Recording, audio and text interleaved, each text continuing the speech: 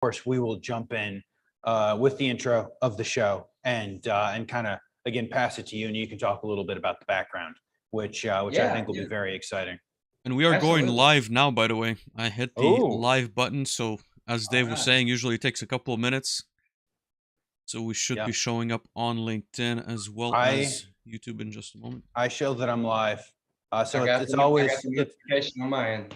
perfect. So it's always exciting to go jump live, and we always kind of like cross our fingers. I don't know why. This is episode what, 56, 57 at this point? Yeah, this is episode 57. So we've done it 57 times, but we always cross our fingers to make sure that we go live correctly. So hey everyone, thanks for jumping in. If you are new to Manufacturing Hub, this is our weekly Wednesday show. Kaleb is on. We do a couple of minutes of community comments with some announcements just to let everyone get in the room. So a couple of announcements. If you guys are interested in having an announcement or something along those lines, please feel free to drop me a LinkedIn message. You could also potentially send an email to hello@manufacturinghub.live. That may or may not be a checked email address. It is debatable from week to week. But no, so we've got a couple of exciting giveaways. Like, I love giveaways, Caleb. We love giveaways and giving stuff away to people. So Preston Hadley, who was on last week, and Envision Automation Controls, who is sponsoring the theme, they're doing their Change Your Life giveaway. This is the 4th Change Your Life giveaway. So they're giving away an AB Micro 850 PLC, and he's also got a Panel View 800 HMI, and it comes with the CCW software. That is all included. It is a great starter kit, and the goal of that Preston has had for now this 4th one is he would like to give someone the opportunity to get in and get some of this hands-on for the first time. So if you are new to the industry or know someone new to the industry, go ahead and click the link that I'm going to drop in the chat. That is a great place to help someone sign up for that. If you have a demo wall that looks like Vlad, and or you're tripping over all of the PLCs he trips over to get to his desk to do these shows, we ask that you please give someone else the opportunity to go ahead and do a Change Your Life giveaway. Preston has a couple of great stories. The first gentleman leveraged it to go ahead and find a job, and Brian Cox, friend of the show, who may or may not be here, won a Siemens PLC and maybe a Festo servo kit, and has been doing some very exciting things and posting on there with that. Also our friends down under. So Phil Seba and Glenn Fry from iControls, they're giving away an Opto 22 Groove Rio learning center. So the whole learning center, but you have to be in Australia or New Zealand. So that is very exciting, right? You have to be in Australia or New Zealand. And I will go ahead and link to Phil's post, but they are great guys. If you are one of our like dozen listeners or 24 listeners from there, you should absolutely connect with Phil and Glenn if you haven't already. In addition to that, Max and I have put out episode 5 and 6 on the shoulder of giants. So we talk about necessary and sufficient, and if it's easy or not easy to understand necessary and sufficient. We also talk about the perils of the min-max order system. So that is fairly exciting. And again, if you guys want to have your event listed, please feel free to drop me a message and we can go through there. And now, Caleb, before we jump in, I get to embarrass Vlad like I do in every episode. So you may or may not know that Vlad runs a successful YouTube channel. We can wave to hi to everyone on Solus PLC. So they're north of 29,000 subscribers, which is amazing. And Vlad won't ask for people to subscribe to his show, so I will ask for people to subscribe to his YouTube channel. So hit the subscribe button to Solus PLC to see this content and other great content. Now, Caleb, I like to say that causation obviously isn't correlation, but we are the only people asking people to subscribe to Vlad's YouTube channel. So I'm not saying that we can take credit for 29,000 subscribers. I'm just gonna throw the idea out there. But congratulations on that, Vlad. Thanks, Dave. Really appreciate it. I'm one of those 29,000, just for the record. Okay. Oh, boom. Appreciate it, Caleb. Thanks. I love it. Sadly, Caleb can't go subscribe 10,000 more times when we get off this. But no. So we'll go ahead and jump in. So Allie is currently on a customer site. We may or may not get her to pop in at some point. But everyone, welcome to Manufacturing Hub. I am Dave. This crazy guy up here is Vlad. We have made it to episode 57, a very special episode. We're continuing down the machine modernization retrofit conversation. So we have our special guest, Kaleb Travis, here. Welcome to the show, Kaleb. Thanks for being here. Yeah, thank you. No, thanks for having me. My wife actually said, she said, I can't believe they're going to let you on a live feed. She said, that's a bad gamble right there. But no, thank you so much for joining us, Caleb. Really appreciate it. Could you give us maybe a little bit of your background? How did you get into automation? What have you been doing in automation? And again, I'm always excited to learn maybe how did you get started? That maybe transition from a different background, your learning path. How did you get started? Yeah. So I'll try to keep it short and sweet, but I'll be brutally honest. We're not gonna lie on here, but I actually kind of happened into automation. So I've been working with my dad since I was like 12 up until the time I was 17. I turned 18, and typical Texas fashion, I got on a drilling rig, rode that out for a little bit, and eventually it was going down and all that stuff. And so I ended up in Panola College, where I'm from, in Carthage. And I went there for 2 years, worked full time with my dad. Here's where the truth comes. My grades were actually pretty in the trash because I was working so much and going to school at the same time. It was a struggle. And I was going for petroleum technology, and there was a professor there, and he said, "Hey, have you heard of an electrical and instrumentation?" And I said, "No, I don't know nothing about it." He said, "Well, it's like a 4-course difference. You should try it out." And so I did. And actually, my passion for PLCs, like my introduction was a basics class where we just did like a simple pump circuit, and almost everybody in the class failed it. And so I barely passed, and I was like, okay, there's got to be something good with this, right? If we're all screwing this up, if I can nail this, I got something going. And so we came back and took what was the advanced, and it really wasn't advanced. It was just getting into the data types and some of the different structures and whatnot. And I came back and made a 92. And after that point, I was hooked. I knew I wanted to do something along those lines. And so I had an internship at a polypropylene plant here in East Texas that was offered to me. And we got all to the point of viewing the plant. I was really excited, knew they paid well. It's a great company. And then my my GPA sunk me on the internship. And so at that point, I thought that was the end. And he said, well, it's not over yet. We want to interview you for an instrument tech position, and they'll take you in, knowing you're brand new to the field, don't know nothing. And one of the questions I had for him was, will I ever be able to touch a PLC? Will I ever control anything? And he said, no, man, unfortunately, you have to have a master's to do that. And I'd had another company in Dallas at the time that was telling me to come be a tech for them, but they wanted someone to come in with the programmer, learn what he was doing so that when he was gone, he could help them out. And so I talked to my uncle at the time. He had been working with Shell for many years. And I asked him, I said, man, I got both these job offers. One's at home, one's off. Me and my wife were just about to get married. We were just kids at the time.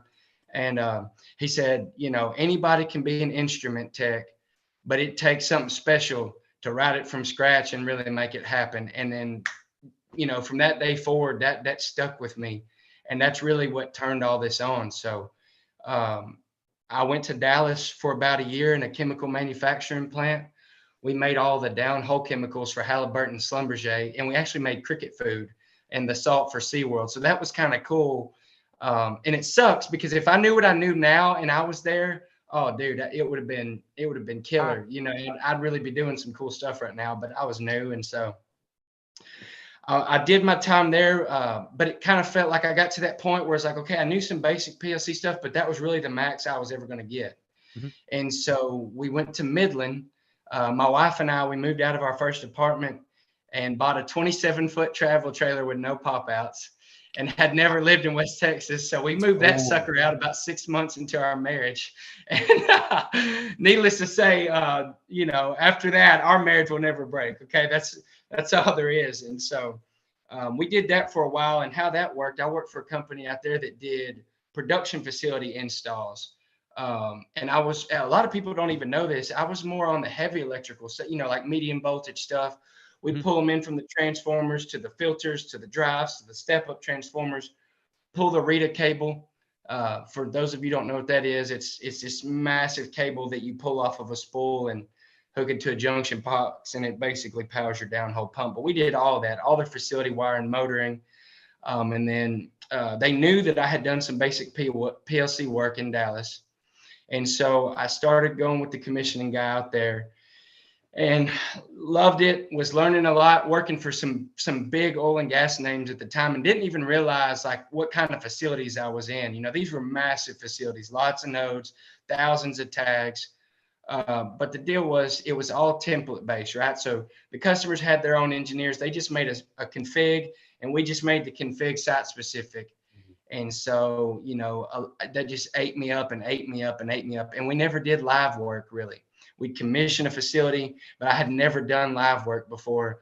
And, you know, being the little ADHD firecracker I am, I was like, man, I got to do more. And so I actually interviewed for a job. A company had reached out to me, and he asked me, you know, he said, I see you got PLC experience, you know, you're obviously somewhat of a programmer, a new programmer. I said, yeah, I can program some PLCs, you know, from my very basic experience I had. And I thought I had just struck gold. So I came on with this company, and they were doing live installs. And I remember the first commissioning I ever did, I got into the PLC. It was an S7-1200. I had never been on Portal, never knew the monster of WinCC, and thought because I could do some basic pump controls and some live troubleshooting that I was a programmer. And I'll never forget, I saw my first state machine, and it was polling 50 Modbus masters in and that's what they were having trouble with, was their Modbus. And I remember thinking, holy crap, you know, what have I got myself into? And really, man, I hate to admit it, but that's really how all this kicked off, just like that. And then, you know, from there forward, I did dozens upon dozens upon dozens of facilities. I started out trying to edit the other programmers' logic. Part of my problem is the programmer whose programs I was trying to edit is a genius. Shout out Matt Paulison from AWC. I've mentioned him before. And that just wasn't working very well because he had so much going on in the background and I didn't even know what it was. And so that kind of forced my hand. It was like, okay, I don't want to give this up, but I've given too much to do it. So I started, my boss, man, he literally took the biggest chance ever on me. He said, I want you to start writing them from scratch, and, you know, we'll do with whatever comes with it. So I started writing these TIA Portal programs from scratch. Didn't know what UDTs were, didn't know, you know, what libraries were. So I'm figuring all this out on the fly. And then also, you self-learn TIA Portal? Like, he didn't even send you to some kind of a structured, I guess, like curriculum college? Interesting. Okay. No, dude, there would be times I'd be up to like 2 o'clock in the morning, trying to figure out the navigation of the dadgum software and doing it on my own time, because like I just could not accept that I couldn't get it done. I mean, it really consumed me at one point in my life. I was like, I'm not going to let these boundaries of, I don't have the right degree for it, all this and that, hold me back. You know, he gave me the chance, and I wanted to make the most of it. And remember, I hadn't done live sites up until this point. So right. I was frying things in the panel left and right, you know, I mean, that's how I learned my electrical. I knew how to install and make it pretty and go by the code and all that. But now I was doing it live, and, you know, God bless his soul. You know, I really did. I screwed so much stuff up for 2.5 years that, I mean, it's a miracle I even kept my job. But he just, I guess he could see that it was that I wouldn't give up. You know, he knew I wasn't ever going to give up. And every time I screwed it up, I screwed it up once and then got it the next time. And, you know, while I'm doing all this, we were doing some crazy stuff too, like pulling level sticks. You know, South Texas is real bad about paraffin. So most of my call outs, I'm going to pull these level sticks, getting covered in the dadgum paraffin. It's all over the back of your neck. You know, we're working 12 to 17-hour days, and I'm trying to squeeze this programming in the mix of all this. So, dude, it was just chaotic. That's actually how I found out about your YouTube channel. Funny story. Years ago in South Texas, what I would do is all my sites were 2.5 hours. You know, 1.5 hours was the closest location I had when I lived there. So we'd drive anywhere from 1.5 hours to 3 hours out. I'd get on YouTube and I would just listen and listen and listen and listen.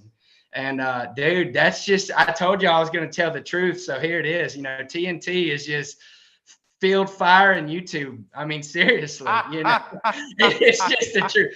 I never got past my associates, and my GPA was in the trash. Every bit I've done has just been from learning it in the field, you know. And And ultimately, Kaleb, at that time, you already had TNT, or was that like a transition after that job? How did that get started or came to be? Yeah, so this went on for a long time, right? I knew at that point, I just kept trying to be a better technician. I started doing more complex things, and then kind of got to the point where it's like, I knew some people that had some work that needed to be done. And I was like, man, I can do this. I know how to do it. It was all low voltage stuff. I mean, nothing crazy. And I just asked him to take a chance on me. So I set my DBA up, got all my stuff in place, had tons of learning curves there, right? Getting all that set up. And then somebody took a chance on me. I did a job for them, and it panned out pretty decent. And then my goal was to pick up side work and, start really trying to aggressively pick up side work. But you got to realize this is fast forwarded several years from all this, right? So at this point in time, the oil and gas had taken a pretty bad turn. I mean, things were looking ugly for everybody. And man, my boss, this guy that I still work for him to this day, I program for them. He told me, he said, man, I don't want to lose you. At this point I had become I did everything for them. I knew everything they had like the back of my hands. He said, but I also don't want to see you suffer. He said, you've come a long way. You put a lot of hard work into this. If you can find somebody that's got a stable job, you need to take it, because I can't promise you tomorrow. And what I will tell you is that if you take it, keep doing our programs for us on the side, I'll give you all the work I got. And so I ended up stepping out and going to the plant environment. I worked there for a while, in a cryo facility, did a bunch of work there, about for a year and a half. And then loved that place. There was nothing wrong with it. I mean, it was doing good, but two things happened. One, Josh Varghese, the wonderful guy from Traceroute, dropped a bombshell of an opportunity on my lap one day. And I'd been praying for it. I'd been aggressively trying to figure out how I was going to do TNT, because I got a taste of it and I knew I wasn't going to let it go. I mean, I'd keep myself up at night thinking about it. And my wife and I, we've always been real good finance, with money. We stack up. And we had already had a little nest egg put back, and it just so happened, a lot of people don't know this either, I had an almost 9-second race car at the time. It was a Hellcat killing machine. Oh yeah, we'd race people all the time. And the guy I bought it from offered me $7 more grand than we had bought it from him from. So because I had done some work to it a little bit, and literally the day he made me that offer, I think Josh called me 3 days later and told me the bombshell. And I just knew. I said, yeah, I'll sell you the car. So I sold him the car. We took the money from the car and the money we had saved up. And I didn't have an investor. I didn't have business credit or anything. So I couldn't hit the bank, but I knew that we could make it as long as we could survive the tremendous amount of gap between when my first invoices would start rolling in. And at that time, my wife, we had one kid. My wife was pregnant with our second kid. We lived in Lubbock, and all of our family lives here in East Texas, where we're at currently. So we had always lived 7 hours away from family. And so I put my 2 weeks in, put our house on the market, tried to line everything up, and literally we started packing everything up. I packed everything up and left for Cincinnati 2.5 weeks later. And my pregnant wife, dude, she is a beast. She and some people from my church loaded up the U-Haul, and she moved all of our stuff back to East Texas while I was driving up to Cincinnati for Company X. I can't say Company X because I'm going to be doing some more work for Company X here in the future. But yeah, but so that's kind of down. To jump in there, Kaleb, I remember seeing you post on that on LinkedIn, and Yes, I think I thought two things. One, Kaleb and his wife are exceptional. Like this is the commitment. Like this is the level of commitment. One, and two, it's a little crazy that you move and packing up the house, and your wife is moving, and you are driving to site. And I think you spent a number of months on site. But I think that is some fantastic commitment. And most people that I see who are committed to a level that you're committed to find success. Maybe it's not the first thing immediately, but eventually people who are willing to commit to the level of that absolutely find success. And it's been amazing following your story so far. I, as we tell many of our guests, hope that this is the first of many conversations that we get. And at some point later this year or next year, we get to sit down and kind of document, continue the journey. So we had Preston on last week. And the first time we had Preston on for episode 5 or 6, it was himself, and he was just building the facility, and he just hired his third or fourth person now. And so it's a great journey that we get to help kind of document some people, and I'm excited to continue following along what you do personally and with the show. But so Preston had a good question for you. He said, what's been your greatest achievement to date, and what was the best takeaway from that? I imagine as part of, kind of growing and building what TNT has become. Yeah, this is going to be a little off the business subject, but it translates. You'll kind of see where I'm going. But man, to be completely honest with you, was getting my crap together as a husband. I come from a pretty rough, a pretty crazy background. We won't go there, but seriously, I've almost ruined my life several times, and I wasn't always the husband I should have been with my wife, and my life would never go quite the way I want it to. And for a long time, I could never figure out why I was working hard, doing everything right, except focusing on me as a husband. And I was still young at this time, and I still fall today, but I'm talking about consciously chasing that. And once I started focusing on that, the woman that my wife is started building me up as I wanted to do these crazy ideas, these ideas that everybody told me, like, that's not going to work. She just would tell me, like, you can do it. If anyone can do it, you can do it. We just need to do it together. And so that built me up to be able to make the decision that I have to do TNT, and then becoming a better husband obviously made me mature more. And since I matured more, I've been able to be a good dad. People ask me a lot, like, how is it running TNT and then operating with your kids? Are you having to give up a lot of time? And I'm not. Now I'm having to run myself ragged right now, but I mean, the one thing I'm not doing is sacrificing family time. So I wake up early. There's a way to mitigate that. I wake up ridiculously early, and we'll code for several hours. And then, like, right now I'm working 3 days a week for a customer locally. So I'll code early morning, drive to their site, work for them, come home, be dad till my kids pass out. My wife runs a business too. A lot of people don't know that. She'll start doing her business. I'll go back to doing mine. And we operate like that, and the 3 days I'm not working on them, I just wake up early and go. My weekends, I wake up early and I code or do admin stuff, whatever. And so it really all ties back to that first commitment of when it was like, okay, it's time to, like, really focus on being it all ties back to that mentality, and getting that mentality down has allowed my wife to show me, like, who she is, which has allowed me to grow tremendously. So that's been my greatest achievement, honestly. And I really appreciate, Kaleb, you opening up in that way. I think that there's very little conversations, I would say, obviously not in your specific case, but in the general sense of systems integration, of what it truly takes. And I would say, like, the strain that it can have on, again, I would say, like, physical, obviously the travel, but psychological as well, always traveling to these sites and having these, I would say, very extended schedules. And it takes, I would say, a toll on the relationship. So really appreciate you opening up in that way. I think that's, again, it's very important to kind of knowing when to take a step back, maybe from the job, and not everyone's able to do it at the right time, right? Absolutely. It's proven, if your family's not right at home, you're not going to be right on the job site.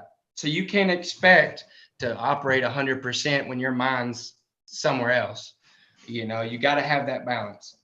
Yeah, no, I would agree, and I agree with Vlad. I think that's an amazing point, Kaleb. It's probably not something any of us talk enough about. Especially, I see especially people in generations, to the point of nearly getting ready to retire, and many of them are on their second or third marriage or second or third divorce, and there are lots of struggles at home, and many people whom you might perceive as very successful in business have a very fractured or broken home life. And it is many times families that take the brunt for the insanity of the work that we do.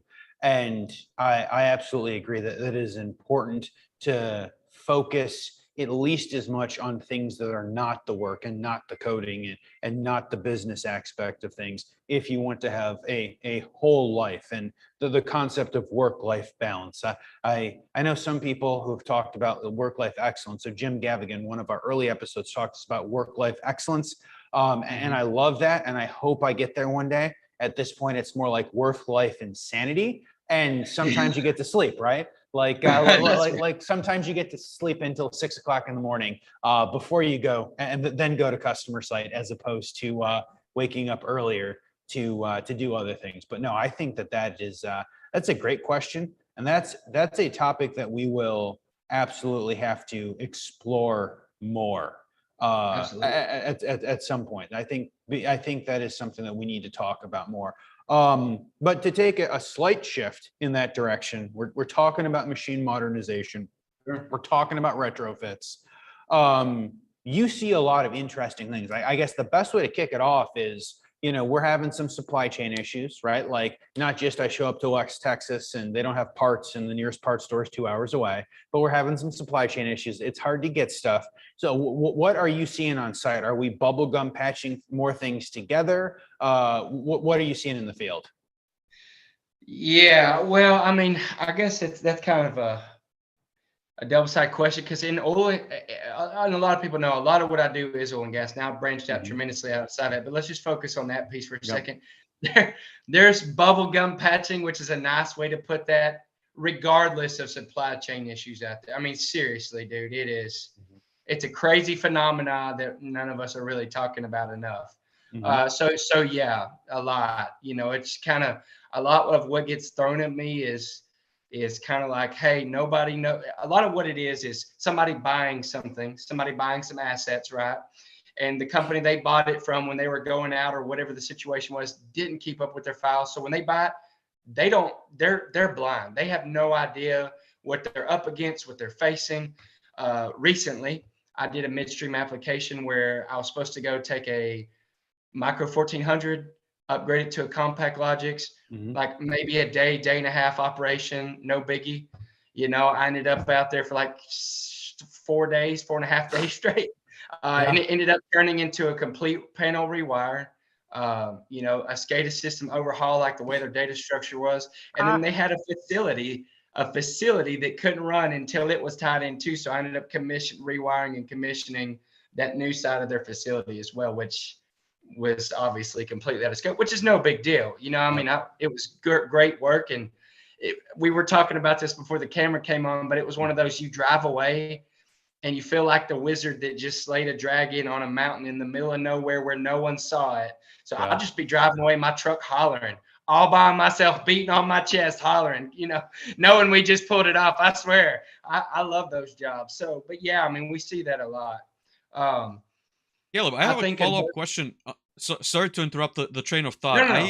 So I had some conversations about oil and gas. I certainly don't come with knowing that background really well. So when you say, companies are buying others out, are they buying oil rigs? Are they buying, processing facilities? What does that look like? And then they're trying to retrofit the control system so that they can tie it into their, I would say, like, bigger plants, or?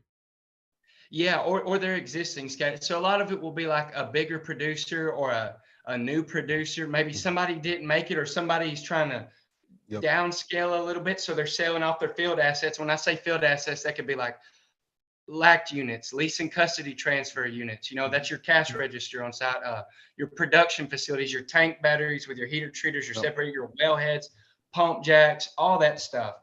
And they'll take over this stuff to grow into theirs. But then what happens? Well, they need to bring all that data in to their system, right? And they need to get their control. And as we all know, on paper, sure, it looks great, but it never goes as it's going to go on paper. I'll tell you, one of the biggest pains in my butt right now in oil and gas applications is, and I love micro 1400s. I do. They're great processors. I don't care what nobody says about them, but there's a million of them out there where the company purchasing doesn't have the original code or doesn't know who originally did it. And I show up on site and pull naked logic And then I immediately get out and start tracing out the inputs and outputs and seeing what we're connected to, or tracing their SCADA system, their HMI screen. I'm pairing data and I'm literally piecing together puzzles. That happens a lot, dude. I mean, a lot, and they want to upgrade. And sometimes it's hard to convince them that, like, literally it would be faster for me to write this from scratch for you and implement something new that we can get our hands on versus tracing all this out. And then sometimes I get overridden. They want me to trace it out, and that's what I do, but I try to be very blunt, very honest with my customers, just upfront about, I think a lot of companies right now don't have all the people, smaller companies don't have the people in line to really know what battles they're up against when they're acquiring these. They buy them and, they're like, oh, okay, we can get someone out here to put a PLC on it. No biggie. They don't know what they're up against.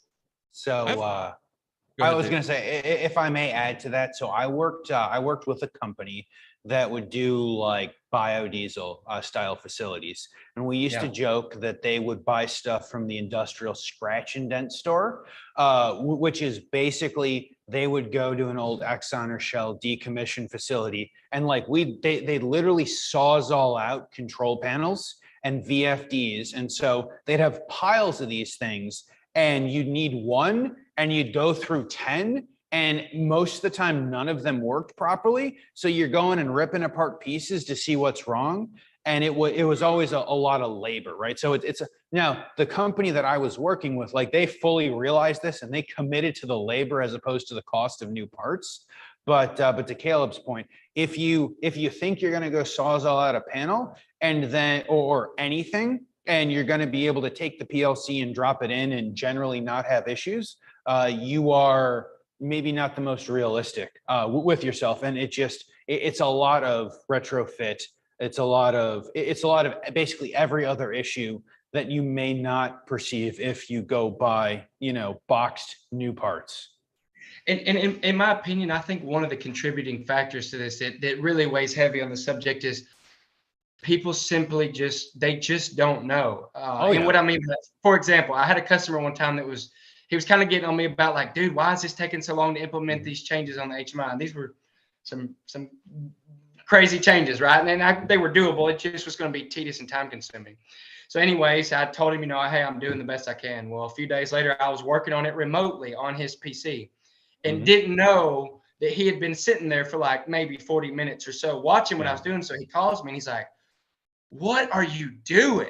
And I was like, well, let me step you through this. So I kind of showed him each part. And he was like, how does that? And so I was like, yeah, this is what I have to do in order to make your simple change work. Because yes, it's simple in theory on paper, but to make it work, there's nothing simple. I mean, it's simple, but it's very tedious. And so I think people really don't realize if they've never been in an HMI software or a PLC and they don't realize that sometimes what they're asked really consists of, and that's okay. That's why I always like when people try to tell me what they want, I just always ask for permission to just speak candidly, like, hey, out of respect for you, can I break this down to you, what this means so that we are on the same page about what it's going to take to get it done realistically, if that makes sense. Caleb, I had a follow-up question to the, I would say like oil and gas industry. So you mentioned, the Micrologix 1400 series, but I've heard also that there's a lot of various platforms in these oil rigs, right? And so I've heard about Wagos, Optos, PLC Next, all kinds of like different equipment. Are you seeing that as well? Do you see it standardized more on Allen Bradley, Siemens? Like, what are your thoughts there? Yeah, I would say I have seen that like on the drilling rigs seem to be pretty hot on Wago systems. I mean, it's a great system, so I don't blame them. I don't know how that got started, but that is a trend that I've seen.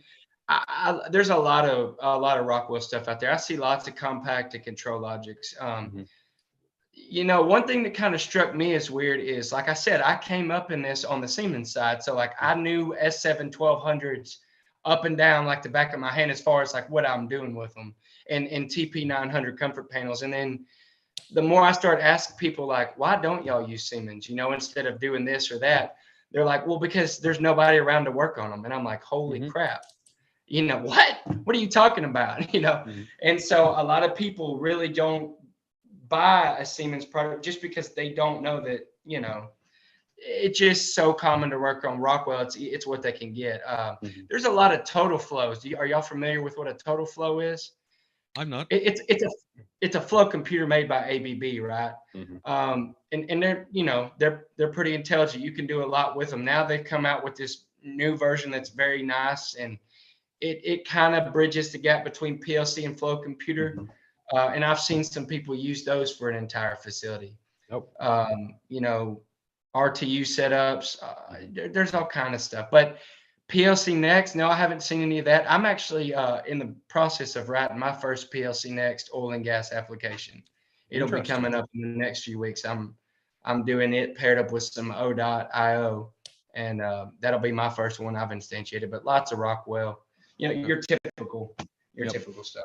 Yeah, it's interesting. I guess like it comes back to Dave's question on supply chain. And again, like I said, I haven't seen these like oil rigs myself in person, but I've been told that again, it's a mix and match of various systems. So I kind of wanted to get your thought on that, Dave.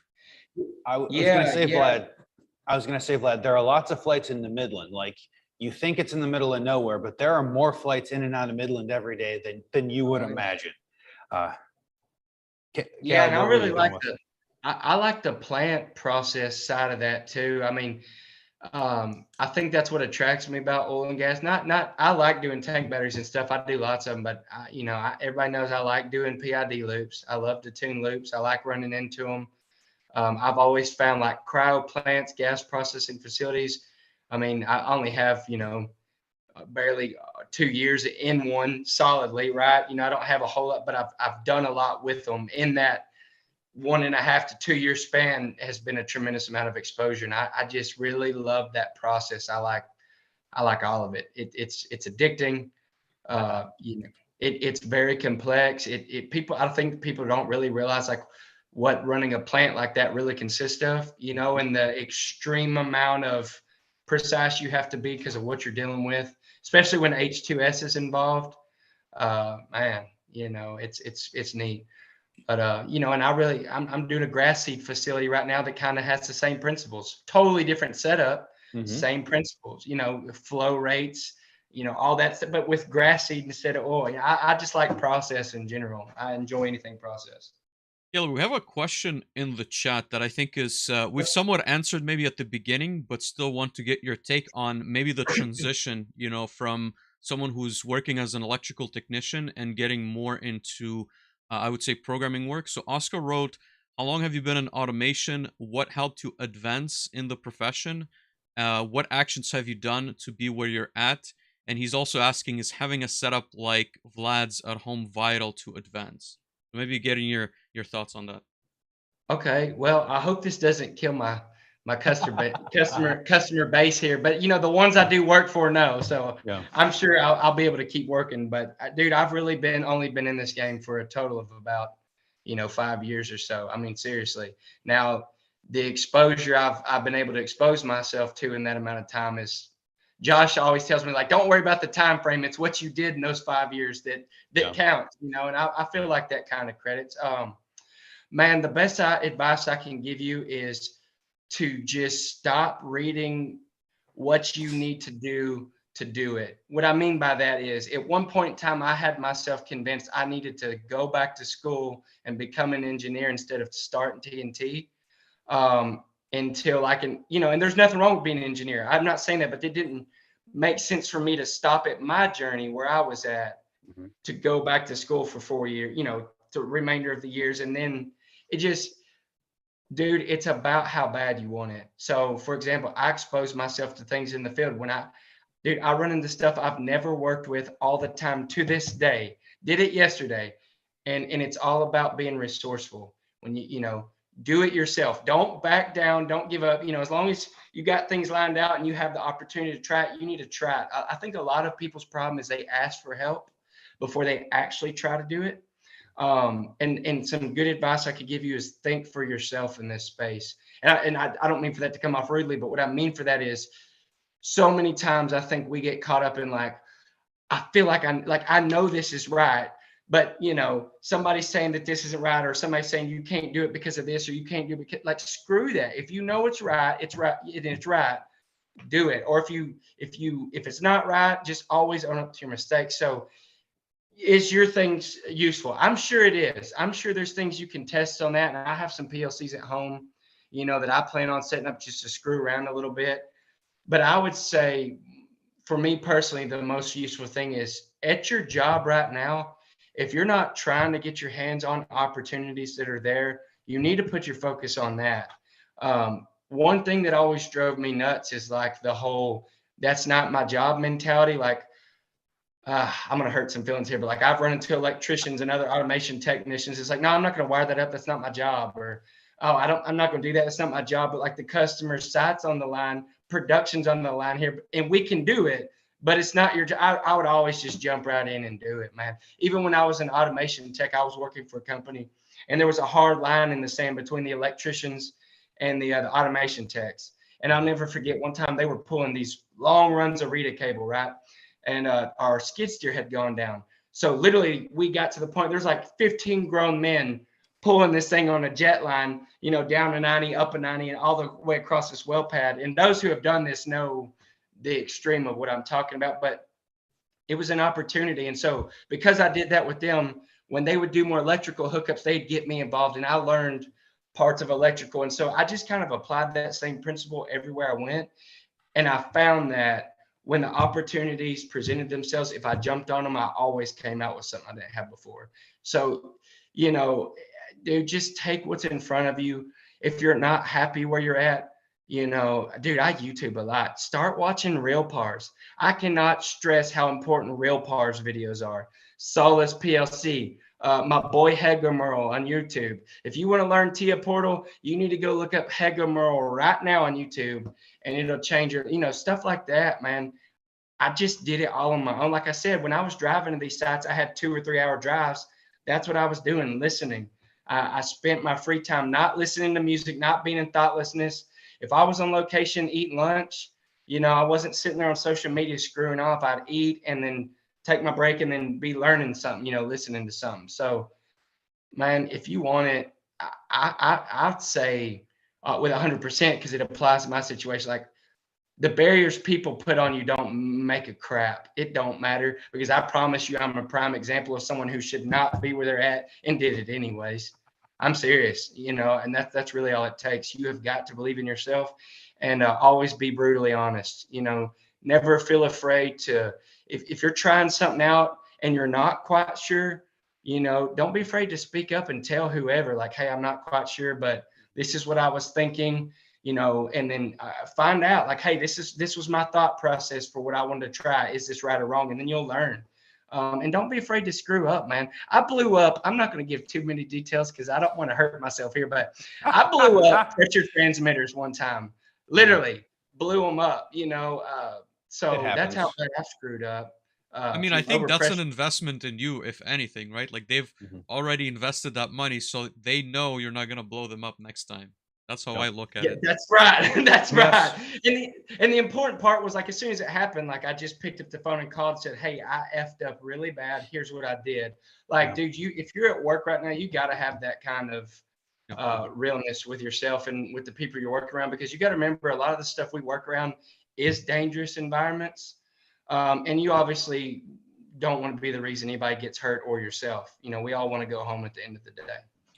No, absolutely. I would say, to that, like, last point, I think it's being comfortable enough that mistakes will happen. And as you said, like, being resourceful enough to figure out what to do when they happen, right? Because at one point in time, I think everybody gets in a bind. I think a lot of, I would say, like, newer folks get stuck on the idea that everything needs to be perfect before it ships, right? And so you get stuck in this thought process where I'm not going to touch the code inside of our facility because I'm going to perhaps stop something. And again, that's going to cost X amount of dollars to the facility, which obviously you should be careful. But at the same time, there's always risk, and you cannot learn without taking certain risks at one point in time. Oh, absolutely. Absolutely. And I don't think that feeling ever goes away. I think, like, you're always, concerned every time you do a startup, and we'll get into startups in just a moment. But when you do startups, when you do any modifications, when you do retrofits, I don't think I've been in a retrofit where, you know, my code was put in, we just turned on the switch from off to on and it just ran. I don't think I've ever seen anyone do that. And if there's anyone out there, I would love to have a conversation. But yeah, my key phrase on that is literally nothing goes as planned. That's how I approach every job I go on, and doing that, I'm never let down. You know, I never I expect the crap show, and I get off, and you know, I mean, really, it's just our environment. Dave said this before the camera was on. It was a good point. It was you're either made to do the work or you're not, and it just depends. I think it all goes back to a passion. Because like I think everybody that's in this game deeply and has done some of the projects like we all work on, it all starts from here, right? I mean, I'm just obsessed with defying the barriers, you know. I mean, seriously, I can't tell you how many people like told me like, you don't want to start your own business, you know, you've got a good job, you got a retirement, you'd be a fool to throw that away, you know, just putting their own expectations on you, you know, or whatever, just screw all that, you know. I was going to get it with or without them, so in the same, I feel the same way with these projects. Yeah, no, I would agree. And again, I think like we all to some degree love that environment where there's a lot of chaos, right? And like I said, like I think we had a conversation a little bit earlier, but you have to be almost comfortable with that. And if you want to progress, you're going to be making mistakes, right? And at one cost or another. And again, to maybe go back to Oscar's point, like number one, I always tell people all you need to learn, let's say PLC, HMI programming, you can do all of that for absolutely free. You don't need any equipment. I think it's really up to you. There's like you mentioned resources. Tim Wilborn is also in the chat if you want to learn Rockwell. There's so much information. And I think the importance is also to, again, like take risks and to some degree push your employer to put you in front of those opportunities. I think you would probably agree with me, Kaleb, on this, but you know, your bosses have taken a risk and kind of put you in the right position so that you could be almost like uncomfortable at a certain point, but they saw that through that uncomfortable time, you would learn and grow and be able to do those tasks much more efficiently, right? Absolutely. But no, I think it's an excellent conversation. Again, I tell this to everyone. Like when I started, I didn't know what a PLC was, so I was able to land on job programming PLCs before ever seeing one. So I would not set a barrier on yourself to have everything figured out. There's a lot of, again, like opportunities. I think the automation market is really hot right now. There's a lot of facilities trying to automate their processes, so there's plenty of opportunities, and I would say good companies to work for. Yeah, and one last touch to that too, to put this into his question, because I feel like this is pretty critical. You know, also, yeah, learn your PLC, emphasize on that. But if you're wanting to learn PLC, say you already have a day job around PLCs, and that's why, like he said, if you're going from an instrument tech, learn what you're doing right now on the jobs you're at. Learn the process of the facilities you're in, because I don't think this gets talked about enough, but there's a lot of programmers out there that are good programmers. You put them in the field, dude, they wouldn't know what to do with the process. Like, understand what the things you're working on do and really get the true meaning behind them. Because if you understand the process in your brain, you come up with your own way of how you want this to work. Now, there's good practices and all that stuff you pick up along the line, but I think the hardest thing for people who want to learn PLCs is they get the software downloaded. They might even go out and get them a Raspberry Pi, get code assist. They're ready to go. They're all fired up. Or this is what happened to me. I get on it, and then I realize, like, I don't even have a task to accomplish, like a realistic one. Like, sure, I could turn on a light or something. Yeah, do that. Turn on your lights. But like, I always wanted a realistic, something that was close to what I was doing in the field. So I would learn that and then make those situations up in my code. And that's, you know, learn the process, man. You can't be a good commissioning programmer if you don't even understand what it is you're trying to program for, you know, and I think that gets left out a lot. And I would say to that point, there are very few people at any facility that actually understand the process. There are lots of people who may understand little parts of the process, but there are very few people who understand the process as a whole And if you can be the person to put that together and understand the process, then you're nearly invaluable, because you can do so many more things than just answer PLC questions or startup or commissioning questions. So I'm excited to continue this. We have some people to thank. So Vlad's going to play the sound that we can't hear on this end, Caleb, and we're going to thank some people. Okay. There we go.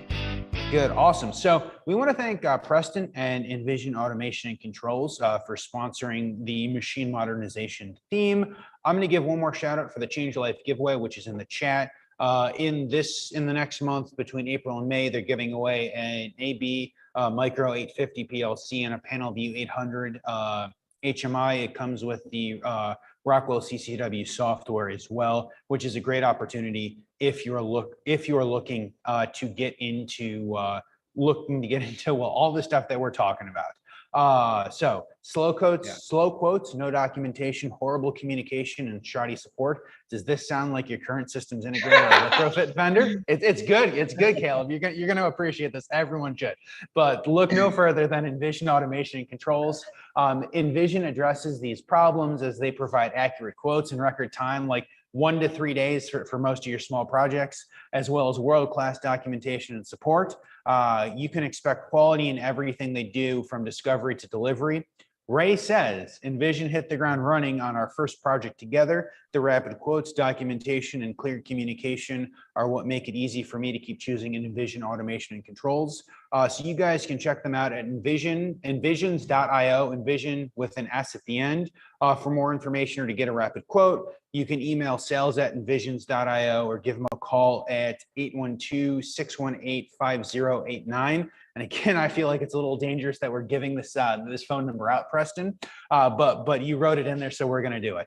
Their mission is to bring automation and controls to the future, into the present, one solution at a time. Their motto, you envision it, we build it. I will make a Dave note that Preston and the group are generally located in the Evansville, so in the Indianapolis area. I know they do work down to like Kentucky and up through Michigan and kind of the general surrounding. I don't think that there is a place too near or too far, but if you are in those areas, we absolutely suggest you reach out. And then if you didn't catch us talking to Preston, it was a really good conversation last week on episode 56, and Preston has been on a couple of times before. But again, we want to thank Preston and Envision for sponsoring this theme, for doing the Change Your Life giveaway, and generally for being amazing into the community.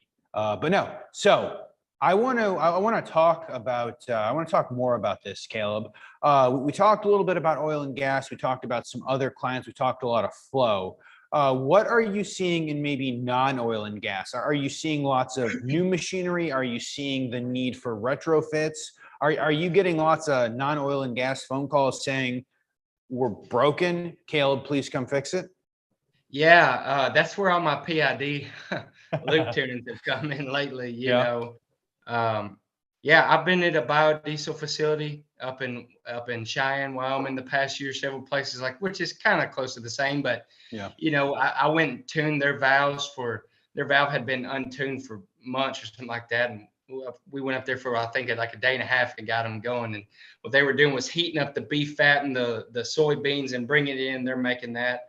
I'm doing a grass seed facility right now and I really can't say much, but we're doing some really cool stuff on that.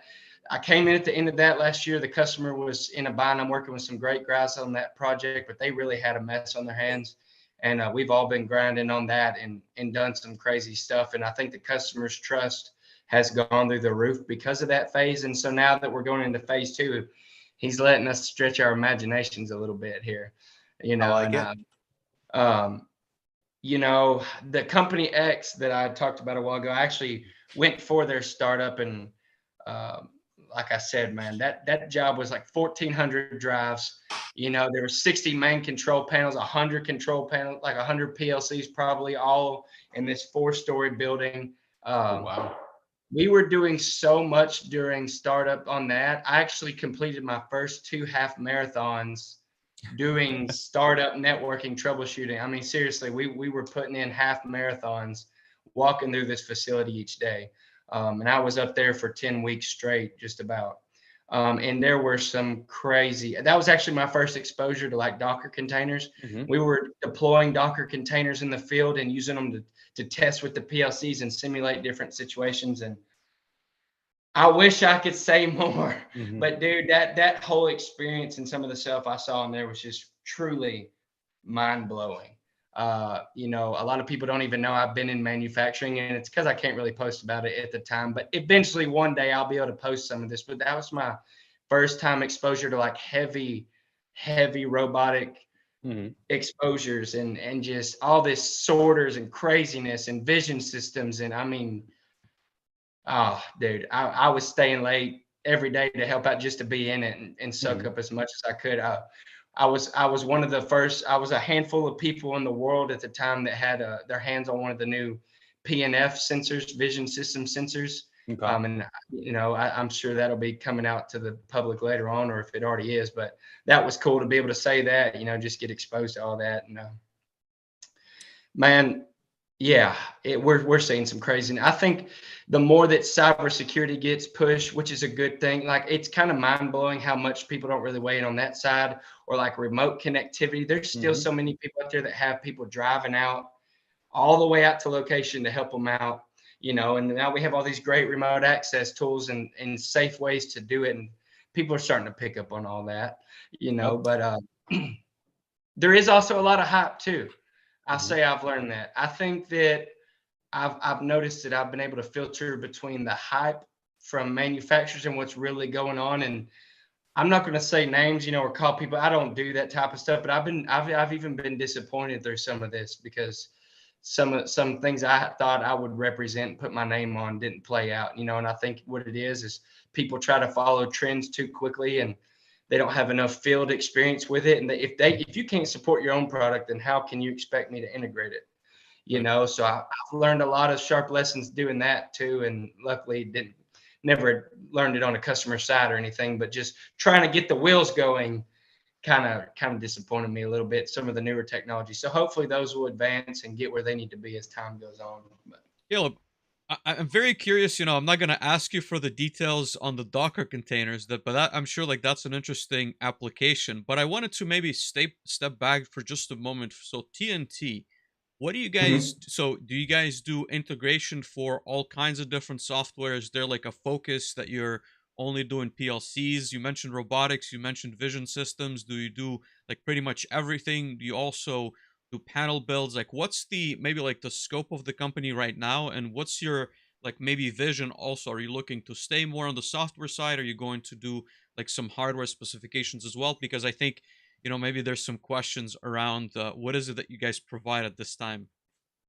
Yeah. So in the past, I've had my hands on just whatever, anything come my way. And I still have that approach to this day.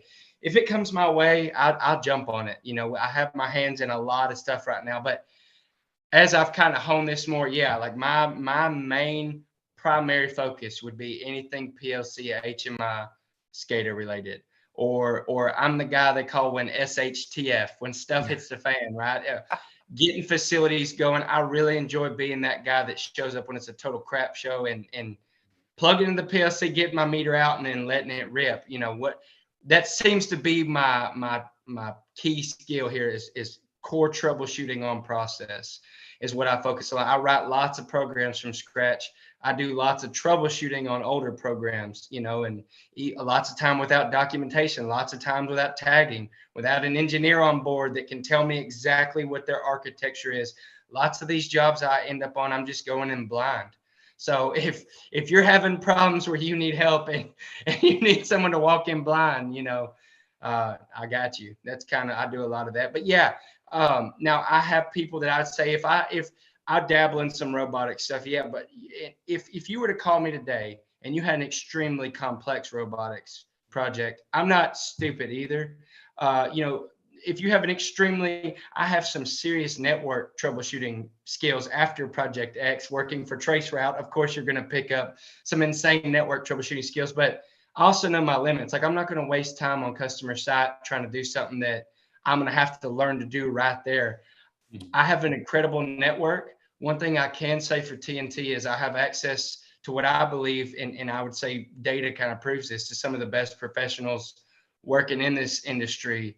And I've been kind of able to gain their respect over the past year and a half by doing projects in parallel with them, showing them when I'm working on, showing them my grit, what I can do. And because of that, now I have them on board to use their tools as well. And man, that kind of makes it dangerous because, at this point, if you call me and have an issue, we can pretty much get you lined out, whatever it is.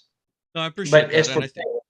And I appreciate, like the honesty as well, because I think there's so many, and people often forget, that an automation engineer is almost like a software, a hardware. Again, and even if you pick up the softwares individually, I think being a robotics programmer is almost, like miles away from like a PLC programmer because of how much of a difference there is. And I think, there might be changes that will kind of mitigate that, but it's not here yet. So it's, you have to know the process, as Dave has mentioned. You need to know the mechanical side. So there's a lot of knowledge that goes into this. And again, I think, and this is an opinion, you can be a very successful automation engineer if you know even like a very narrow branch of automation. You could be someone who focuses entirely on motion control, right, for the next like 30 years, and there's a lot of demand for like that specific skill set. Or you could be someone who knows a lot of different platforms and knows how they all kind of come together. So there's no,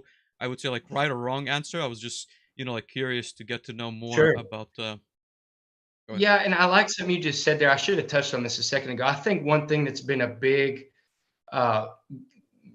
project winner for me that I've been able to grasp and take a hold of some of these opportunities is being very fluent across multiple platforms. Well, what do I mean by that?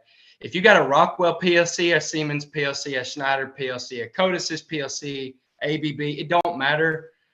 Even if I haven't, and this has happened recently, like I haven't been on the software. Sure, I'll take my little bit of time to get through navigation, but I'm resourceful. Like I'll tear a help file up in a Google search, and find out what I need to find out quickly, or call tech support. Like it's all about being resourceful. We just touched on this, but I think that's been my key.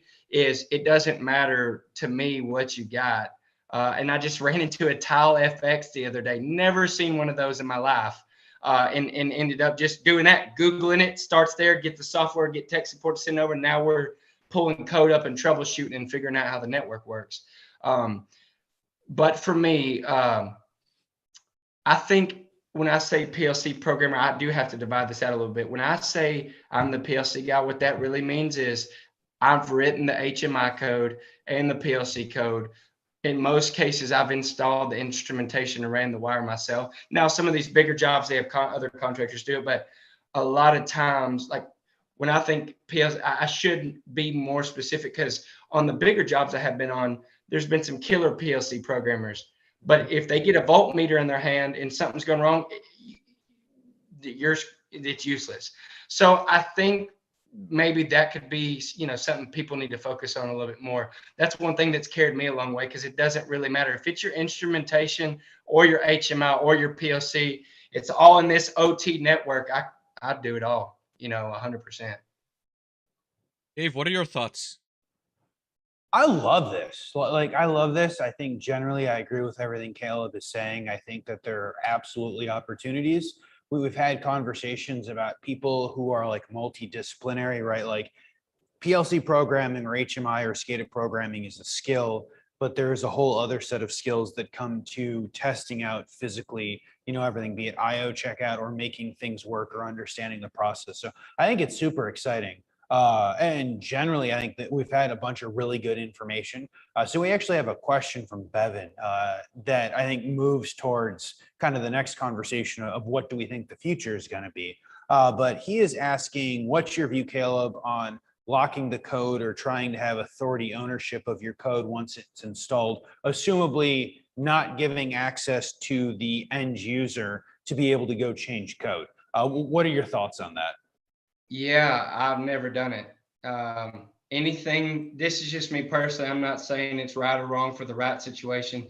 You're doing some top secret government work or something like that crazy. Sure, maybe there's a time and place for it. But from the locked user code I've seen, there was definitely not an excuse for it. And I think that's just kind of the 90s, early 2000s.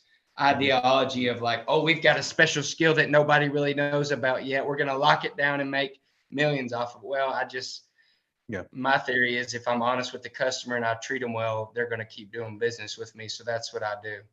You know, I don't hide nothing.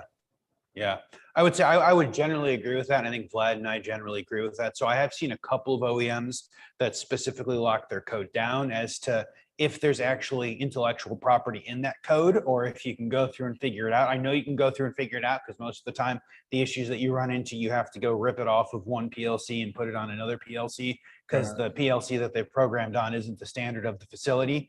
And so all of those things are doable. I think, to your point, Kaleb, it's a very like 90s, early 2000s. I'm going to try to lock in the customer, but I think it frustrates customers more than anything else. Now I do think. Go ahead. I think there. Oh no. I think that there is a place. I definitely would say for like people like OEMs that have say you have something special. You're an OEM that's cutting technology.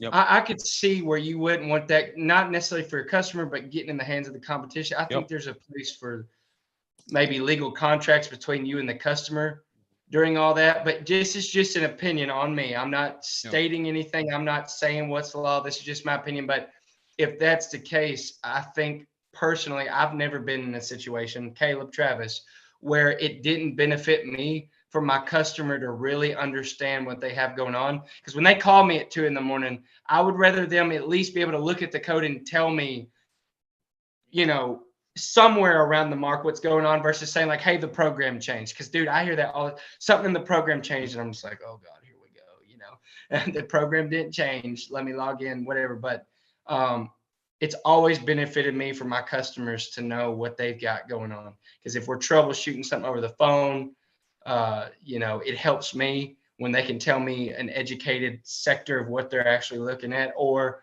you know, their production's better because they know how it really is supposed to work. And if they're paying that much money for it, dude, you know, I think they should have their stuff. Yeah, I was going to say again, like maybe there's some need for an NDA, right? Like you said, if the competition gets a hold of that piece of equipment or it's sold off to somebody else, like sure, I could see how that, you know, could be an issue. But at the same time, I think, again, if you're in a maintenance team and you're trying to troubleshoot that piece of equipment and you're not in the business, like most end users are not in the business, or they're not going to shift their business to creating that machinery, right? A production facility is not going to go from one day to the next. We're going to stop operations, and because we've discovered this piece of code, we're now going to produce these machines. I don't think I've never heard of that happening. So I personally really despise, I would say, programmers who lock up their code for that reason, because I think it's, as we talked about in the networking side of things with Dave, I see that as a challenge, you know, personally. Can I crack into their code and figure out what it is? But also, you know, like I would say make that the on point, air. Like, that out.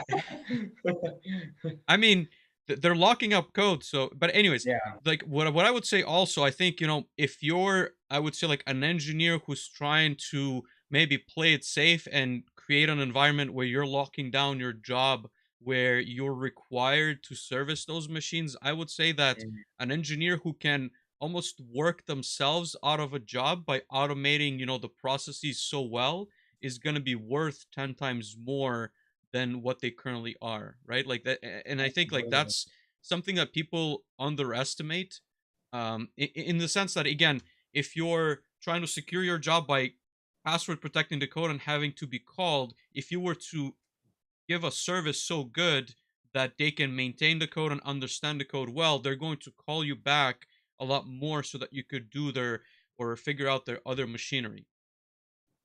Yeah, and I can attest to that theory right there, because dude, I'm by far not the baddest man on the planet with a PLC. I know that, dude, there's some killers out there like Matt Paulson and you guys. They're just some of these guys that aren't even well known and just are killers, you know. But I can say I get repeat business all the time. And a lot of my customers like tell me like, dude, you got it. You're the best. I don't want to. And I'm like, dude, I'm not the best, but okay. You know, we have a good relationship and I'm glad you trust me that much. But the only thing that separates is I'm always honest with them. Like, I'm not going to tell them I know how to do something. I'll tell them like, hey, I don't know this, but I will figure it out. You know, just being upfront with you. I think being upfront and doing what you say you're going to do, and always being very clear. Like, you have to be transparent on these jobs, like what's in the scope, and make sure you're on the same page, because a lot of these jobs can get out of scope real quick. And I think integrators just rack up the hours because, like, hey, the customer told me to do it. And with all the chaos going on, nobody's documenting what was originally the scope and what's not. Yes. And so then they end up with this huge bill. And now the customer's pissed and they don't want to pay it, right? But technically the programmers and the integrator did what they're supposed to. I think this can be prevented. I know this because I'm doing it. And lots of other people are doing it. Like, be transparent with your customers. Don't be secrety super douche. Oh, I just said that on the air. Sorry, but that came out. I'm sorry, but seriously, like, just stop. This ain't some secret sorcery code. Like, this is something we're all doing. If you're that worried about, like, then go harder, learn more. If you're worried somebody's going to catch up to you, you should be grinding 10 times harder to make sure they don't catch up to you. And if you automate yourself out of a job, that you probably are going to get bumped into a better job, because now you've opened yourself to exposure, and you can literally tell the next job. If you could put it out there on LinkedIn, the day of social media, that you just automated this so well, you automated yourself out of a job, there's going to be people hitting you up left and right. But Absolutely. Where I think you set your own cap is where you, like we talked about, you're locking people out of the code. You're trying to secure your job. All about perspective here, because I'm thinking if you stay there forever, to me, you're not climbing. And I don't know about y'all, but like, I want to constantly go up. So I think there's way better ways to do things. And I completely agree with both of you on that subject, for sure. Absolutely. No, I think that's great. And I think that kind of completes what do you think the future is going to be, Kaleb? And I think the future is going to be, you grow your skills, we all grow our skills, and eventually automate ourselves out of jobs, and then go find better jobs. And for me personally, I am always excited about the new interesting opportunity, right? You go into chaos, like we talked about, and you help bring order into chaos.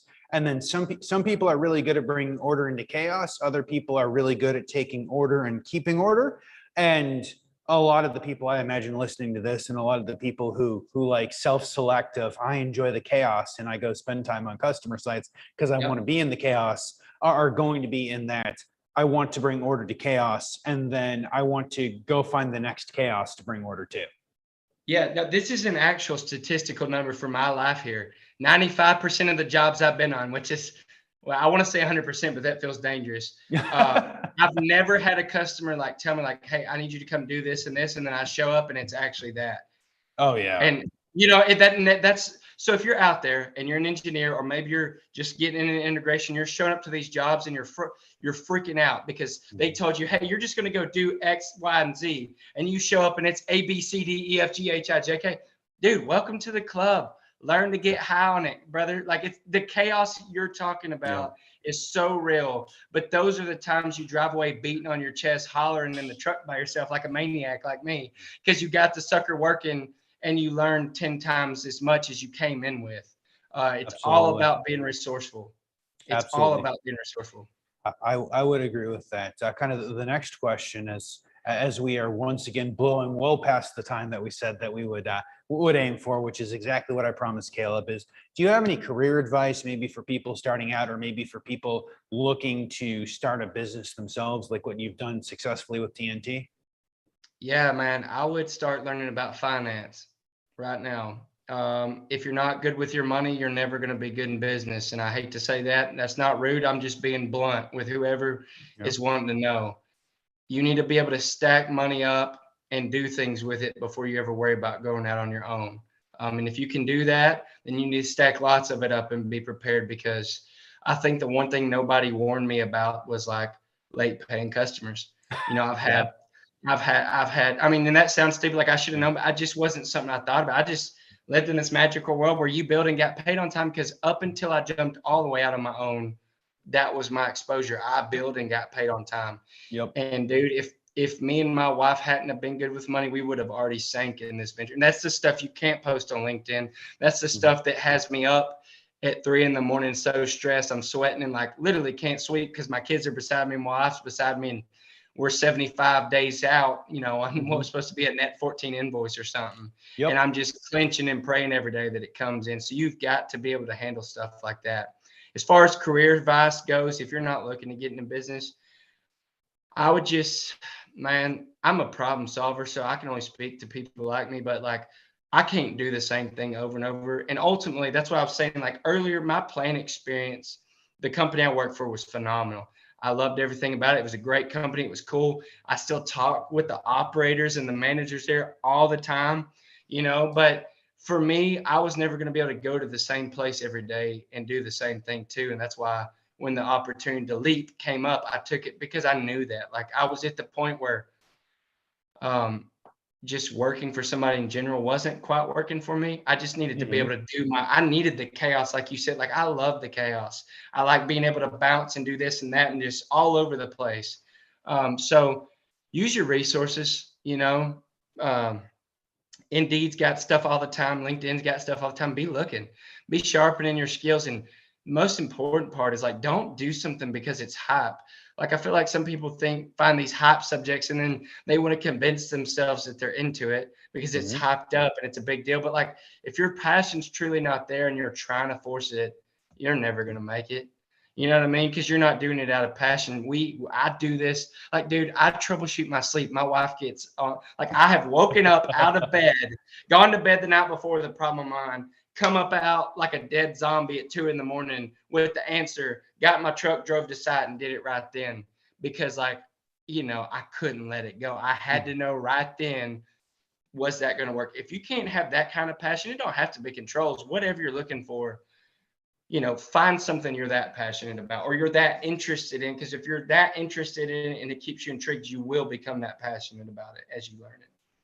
And learning, you know, dude, I never knew that learning was so much fun because I hated reading books until I hate help files. I use them all the time and I've gotten better at this. But when I started learning with my hands, and like that like the switch is going to like, oh my god, like that's how that works, holy crap. And then it really sets in, that feeling of knowing, you know it to the core. Mhm.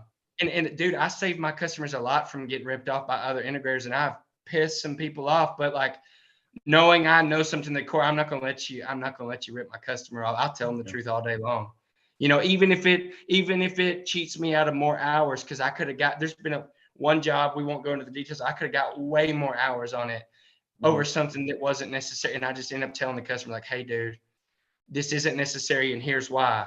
And there were some angry people, but guess what? It worked out great. He saved money and he's called me back and I've done more work for him since then. So be No, passionate. Love what you do. that is great. So typically this is the segment where we ask for book advice, but we know you are not a book person, Kaleb. But I know that you've talked about some good content pieces, places that you like learning. You've talked about them before. Can you shout out the places that you enjoy watching videos and listening to things? Yeah, I will give one book Okay. shout out actually, and it's Gary Pratt's Codices Volume 1 and Volume 2. If you don't know who Gary Pratt is and you haven't seen the object-oriented programming videos on YouTube, you need to go straight there and watch it. Yep. This sounds so stupid. I'm really going to show my butt here, but when I started out in this game and was programming in TIA Portal, Mm-hmm. I felt imposter syndrome. I felt like I was an imposter because I couldn't write extremely long, complex ladder logic, and I'd get frustrated trying to follow it all. But I could make a function block, nest it inside another function block, nest that, and then I'm doing that over and over again until like literally I have a whole well pad as one function block, and I'm just dropping tags on the outside of the Yep. sucker. And if I have 5 wells, I've got an array of wells, and I'm bam, bam, bam, bam. I thought that was redneck for the longest time. Like I really was nervous to go. This sounds stupid, but I swear that was one of my holdups from starting TNT a Yeah. little bit back in the day, because I thought maybe I wasn't the real deal. And then I heard Gary Pratt call that object-oriented programming, and it just like I knew I could make it work. That was never the issue. I just didn't want to get out into this space and like be called out for being an imposter. And then when I realized like it doesn't matter how you code, it matters like as long as you actually know what you're doing, as long as you can accomplish what you're setting out to, it doesn't matter what language you write it in. And that's another piece of advice I like to give out. Like, don't focus on the language. Do what you can do and accomplish it and make it reliable, and I had this whole life epiphany, like emotional deal going on when I realized I wasn't an imposter and it was going to be okay. My buddy James Joy was like, "Yeah, dude, you're the real deal. Like, you've been doing these jobs. Why would you even think that?" And I was like, I don't know. I guess my programming wasn't redneck, but YouTube's my number one. Gary Pratt, the Codesys videos, Hega Merle. Oh, that dude's a beast. I really wish he'd release more content. I know that he somewhat like switched, I think, into gaming, but he had some really good content on TIA Portal and like Siemens in general. And I think he's only one of the only people who had, I would say, like a lot of videos on Siemens specifically. Absolutely. Yeah. And like good practice with it. Like not just some like, here's how you go online. He was doing stuff, but actually like showing you the right way to do it. And I always like that. I watch all the Solus stuff. I keep up with you hardcore. Just that. Who wrote it? Well, I can't find it now that I'm looking for it. I have the structured text IEC book for structured text, and I can't remember who wrote it, but it's the new edition that just came out. Order that, use it as a guide. You don't have to read it like a book, but when you get stuck and you want to accomplish something, find what you're looking to do and stuff like that. Udemy's a good one. I think Udemy's a powerful deal. So I love that, and I will shout out. So we, at the beginning of the year, had a couple of people call out Gary Pratt's new book, The Book of Codesys, as well, which is, I think, December, January, something. It was very recent, certainly within the last year. We've had a couple of people make comments that they also appreciate that. It's interesting to hear the number of people who are interested in Codesys and working on Codesys. There are obviously other programming languages in which the majority of code currently is deployed, but it is interesting to see the number of people talking about and excited about Codesys. And I think Yeah, I'd be willing to say it's the future for sure. I mean, I was on a PLC with Codesys, an ABB system on Codesys today. I'll be on an ABB system with Codesys tomorrow. Yep. And I love it, dude. No. I mean, you can really zip through that sucker and do some dangerous stuff. No, I love it. This has been great, Kaleb. One last question for you. Who should reach out to you? Who are you looking to help? Who do you want help from? Just in general, who should reach out to you? Customers, people, otherwise? Yeah, man. I just anybody that fits in what we talked about earlier. If it's panel work, PLC work, field instrumentation work, I do all that. And if I'm swamped and can't help you, I have a network of people that I really trust that are really good at what they do. Well, and we can find you help. Man, I'm open to everybody. I live in Texas, but I work all over the U.S. Everybody know I'm going to Washington next month. I've been in California, Utah, all over the place, man. So I really don't discriminate against that. It just, if I feel like the scope of work fits under what I do, I'll jump right on it. I love a good challenge, and I like all these crazy opportunities I'm getting exposed to. I really probably should grow the TNT team right now. Yeah. But that's hard to do right now in this day and age, because like a lot of these projects, I couldn't just hand off to anybody. I mean, it's like my grass seed facility, we just 95 drives, I mean, I've spent hours of doing all there's 7 PID loops, I can't just hand that off to anybody. And I've developed it all, not the HMI, but the PLC completely from scratch. And I'll end up commissioning the whole thing up, by myself or with my customer up there. No, I love it. I think that the people who have listened, Kaleb, if it's an immediate yes, you will certainly hear from people who it's an immediate yes that your message resonated, which I think is amazing. But no, I want to thank you, Kaleb, and I want to thank everyone for listening. Thank you to Envision for sponsoring what is, I think every theme is our best theme yet. So I'm going to continue to say thank you for sponsoring the theme. It's been a great show. Tim Wilborn is coming on next week, which should be another exciting conversation to get him to come on to talk about this. If you have made it through the podcast, please do the things we're supposed to ask you to do. I remember about once a month to ask. So rate us 5 stars on Apple Podcasts and Spotify and Audible and all those other fun places. Drop a like. please feel free to join us on manufacturinghub.live, which is where all of our episodes are at. We've got a list that if you want a once a week update on the live show coming out and the previous shows from the network that have come out, you guys can go ahead and join that and either sign up for the Change Your Life giveaway or send it to someone whose life it could actually change. Until next week, we want to thank you all for being here, and we'll talk to you soon. Thank you, Kaleb. Yes, sir. Thank you, everyone. Yep. Yeah. Bye-bye. Thank you.